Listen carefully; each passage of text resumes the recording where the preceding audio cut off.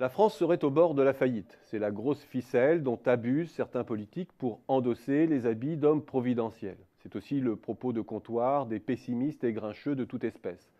Rien de bien étayé donc, et qui ne devrait pas donner lieu à une vidéo anti-idée fausse tant elle est facilement infirmable.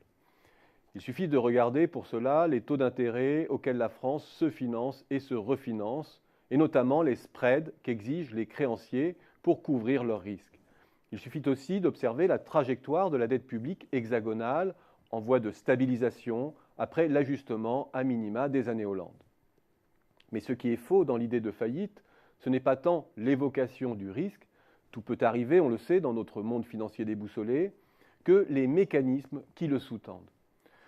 La faillite d'une nation recouvre deux principaux scénarios.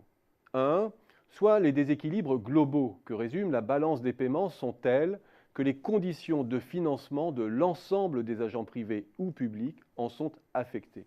Les spreads augmentent, faisant que l'improbable s'autoréalise.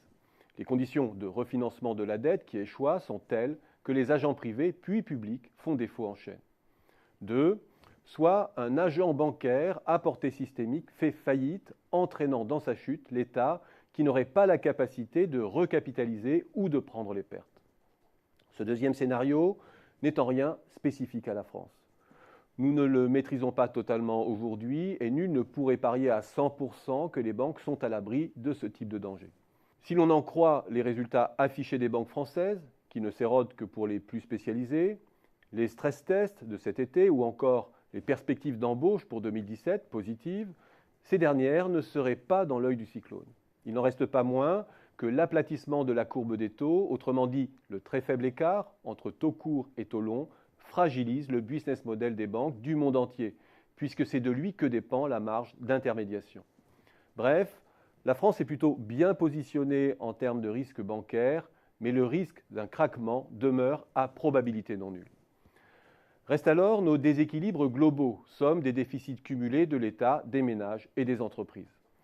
Je peux certes me focaliser sur le déficit et la dynamique de la dette de l'État, comme beaucoup, mais je ne trouverai alors rien de véritablement alarmant, notamment si je m'en tiens à la définition des organisations internationales de l'insoutenabilité, qui correspond à un risque d'insolvabilité qui ne serait pas à la hauteur d'un ajustement réaliste des finances publiques. Au cœur du déficit structurel français, il y a d'abord le fait que le pays lisse plus que d'autres l'ajustement qu'impose la montée de la dépendance. Mais dès qu'on y regarde de plus près, le système est déjà bel et bien paramétré pour absorber un choc globalement moins ample que dans les pays sans fertilité.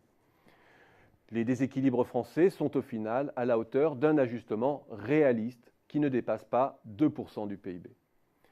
C'est finalement lorsque je me penche sur le déséquilibre global de la nation que le point faible français apparaît. L'affaiblissement de la base productive française fait que le pays connaît un déficit persistant de sa balance commerciale. Et c'est un élément structurel qui résiste même à la baisse des prix du pétrole. Ce talon d'Achille peut légitimement inquiéter. Il ne conduit pas pour l'heure à une accumulation de dettes importantes, car nos multinationales dégagent une masse de revenus à l'étranger qui compense largement les pertes commerciales. Si l'on regarde dès lors la position française en termes d'endettement net vis-à-vis du reste du monde, rien de très inquiétant pour l'instant. Mais la dynamique et les modalités de rééquilibrage de ce déséquilibre le sont plus. 1. Rééquilibrer la balance commerciale par des flux dégagés à l'étranger n'est pas neutre. Ce sont des flux non taxables qui de fait participent à l'attrition de notre base fiscale. 2. Le déficit commercial lui-même, qui témoigne de notre éviction productive face à un noyau allemand qui se renforce sur un mode cumulatif, est une chose ni facilement ni rapidement réversible. Et 3.